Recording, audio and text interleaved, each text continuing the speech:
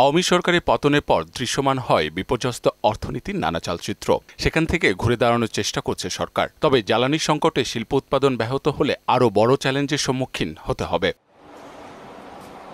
এমন পরিস্থিতিতে শিল্প ও আবাসিক উভয় ক্ষেত্রে জ্বালানির প্রাপ্যতা নিশ্চিতে সংকট এবং উত্তরণ শীর্ষক সেমিনারের আয়োজন করে ফোরাম ফর এনার্জি রিপোর্টার্স। সেমিনারে মূল প্রবন্ধ উপস্থাপন করেন বুয়েটের সাবেক অধ্যাপক ইজাজ হোসেন। তিনি বলেন, ৩২ ট্রিলিয়ন ঘনফুট গ্যাস মজুদের যে তথ্য পাওয়া যাচ্ছে তা অনুসন্ধানে সরকারকে এখনই উদ্যোগ নিতে হবে। আমি তথ্য থেকে যেটা বলছি যে আমি এটা শুধুমাত্র এক্সপ্লোরেশন শেষ করে আমি জানতে পারবো, তা আমাদের একটা বিরাট দায়িত্ব আছে আমাদের এক্সপ্লোরেশন করা। গবেষণা সংস্থা সিপিডি বলছে, জ্বালানি সংকট নিরসনে বর্তমান সরকারের কিছু কিছু সিদ্ধান্ত জ্বালানি রূপান্তরের সঙ্গে সাংঘর্ষিক। সুতরাং নীতি সংস্কারে আশু পদক্ষেপ জরুরি। যদি জ্বালানি উপদেষ্টা মহোদয় তার সময়কালের ভিতরে একটি নতুন জ্বালানি নীতি আমাদেরকে দিয়ে যান, যেটাতে এনার্জি ট্রানজিশন বা জ্বালানি রূপান্তরের বিষয়টি সুনির্দিষ্টভাবে থাকবে এবং আদতে আমরা আমাদের জ্বালানি নিরাপত্তা কিভাবে দেখতে চাই 2041 বা 2050 সালের প্রেক্ষাপটে সেটির দিকভাস থাকবে। এই জিনিসটা আমাদের খুবই দ্রুত হয়ে পড়েছে। জ্বালানি খাতে আমদানি নির্ভরতার কঠিন বাস্তবতা মেনে নেওয়ার আহ্বান জানান ভোক্তা অধিকার সংগঠন ক্যাব। তারা বলছে, কয়লা বিদ্যুৎ কেন্দ্রে পুরো সক্ষমতা ব্যবহার না করেই বেশি খরচে তেল চালিত প্রকল্প নেওয়া হচ্ছে।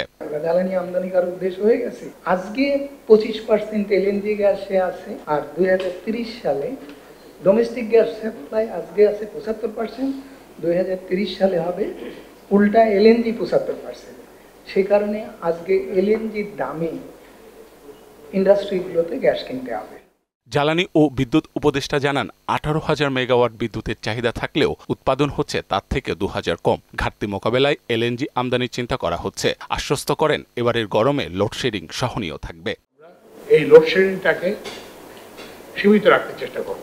আপনি দেখছেন অলরেডি 16,000 মেগাওয়াট উৎপাদন হয়েছে, সেখানে 179 মেগাওয়াট লোডশেডিং হয়েছে।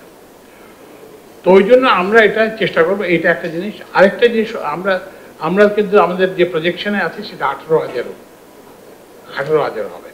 তা আমরা বাড়তি এলএনজি আনার চেষ্টা করছি। তারপরে হচ্ছে যে কোলগুলোর জেনারেশন করার চেষ্টা করছি।